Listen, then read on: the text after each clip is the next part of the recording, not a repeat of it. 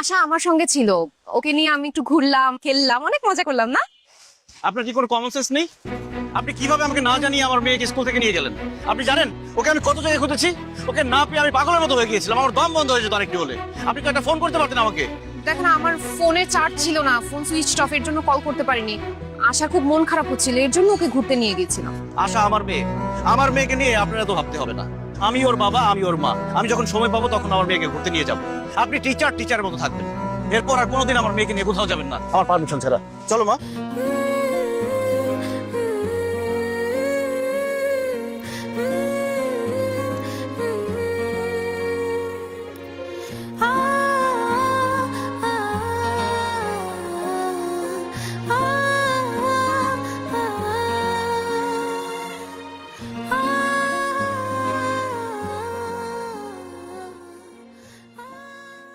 দোস্ত দেখ, অনেক হয়েছে, এবার তুই একটা বিয়ে করে ফেল।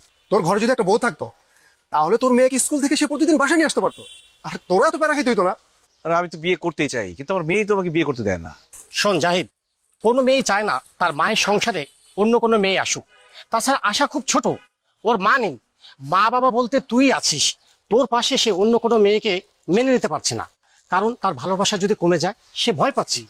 আমি বলি কি, তুই আশাকে না জানিয়ে অন্য একটা মেয়েকে বিয়ে করে ফেল।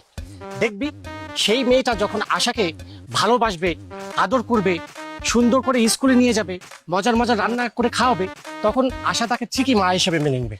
এটা কিন্তু খুব ভালো একটা কথা বলছিস। আশাকে না জানে আমি একটা বিয়ে করে ফেলতে পারি, কিন্তু বিয়ে যে করবো মেয়ে পাবো কোথায়? আরে আমার এক কাজিন আছে, যে যেমন সুন্দরী তেমন রূপবতী, প্রাইমারি স্কুলের টিচার। সে বাচ্চাদের অনেক ভালোবাসে। তোর সাথে যদি তার বিয়ে হয়, দেখবি আশাকে সে অনেক টেক কেয়ার করে রাখছে। কি বলিস?